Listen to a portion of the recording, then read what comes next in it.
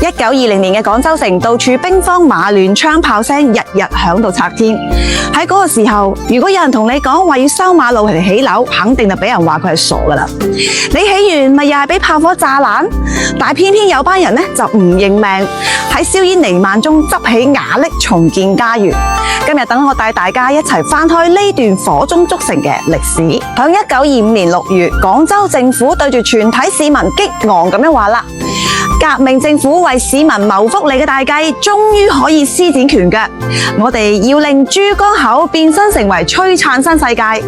咁呢一個呢，就唔係空頭講白話喎，就響中山公路動工3個月之後，成個廣州最緊要嘅市政工程13巷6街重建正式完工。講起6街，就係指舊陣時嘅同興、靜遠、榮陽、永安、同文、同德6條街。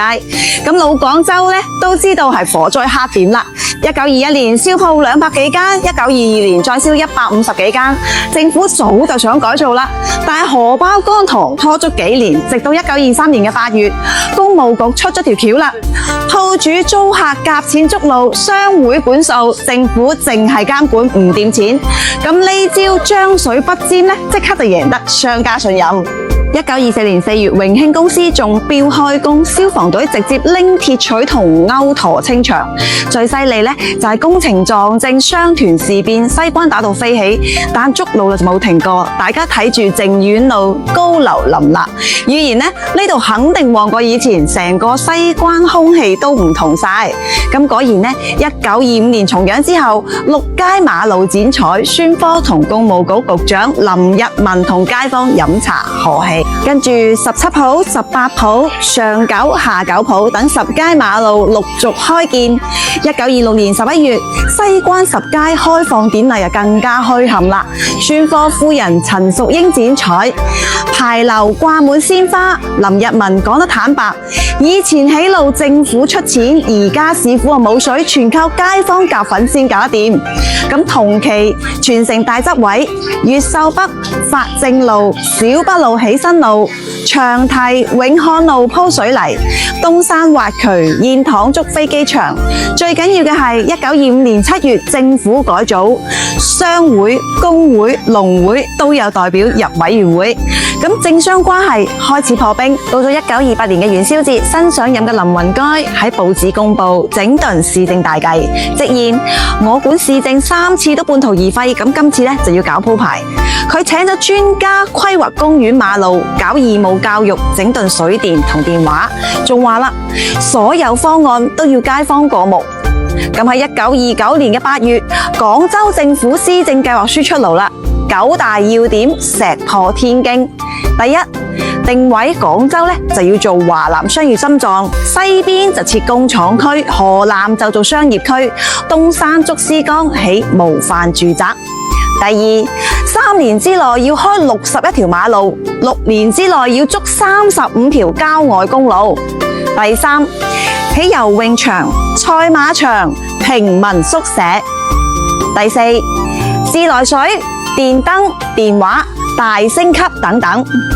咁呢一份呢，就係近代第一份城市規劃，標誌住廣州正式向現代化都市轉型。咁1930年，晴天顧嘅公務實施計劃仲仔細喎，白雲山做度假區，石圍台搞工業區，河南建商港，成個佈局睇齊國際標準，全因孫科、林雲該、晴天顧呢一班留洋派，將西方城建嘅理念帶返嚟廣州。講到細節更見心思，路燈就要照到0.06米嘅燭光，永漢路燈柱就刻意錯位照亮全街。咁洗馬路都有講究嘅喎，石仔路呢就只能灑水嘅啫，水泥路先可以沖得㗎。全城規劃咗24個街市，等班師奶買菜呢就唔使同走鬼檔爭路。咁最精彩就係騎樓風雲啦！政府1923年推騎樓補償拆遷，但業主呢就要俾地價、測繪費、騎樓利益費，激到扎扎跳。工務局同財政局仲要拗數添。財政局諗住啦，多起騎樓收錢，工務局局長林日文呢就拍台反對啦。馬路要種樹，吸碳氣，遮太陽。楊劉軍閥時代亂批騎樓，搞到一鑊泡。結果永漢路、一德路、惠愛路騎樓照起，但係惠福路、維新路就變成綠樹成蔭。呢一種鬥而不破嘅智慧，成就咗廣州騎樓兼林蔭路嘅獨特風景。騎樓風格更加係百花齊放，哥特式尖頂撞中式牌坊，南洋風露台混搭巴洛克雕花，建築師將紅牆綠瓦同羅馬柱完美融合。黃花崗72列線路、中山圖書館、19路軍陵園，處處見證住中西混搭嘅大時代審美。1929年嗰份施政計劃書9大要點，響今日睇嚟係依然超前嘅。咁可惜呢，1938年日本仔就炸廣州，好多規劃就變咗廢墟。咁但係呢，當年留低嘅基因呢就冇消失嘅喎。惠福路綠蔭係工務局種落嘅堅持，河南湘港藍圖催生咗今日嘅琶洲。歷史話俾我哋知，一座城最堅韌嘅唔係鋼筋，而係嗰種炸爛又起過嘅決心。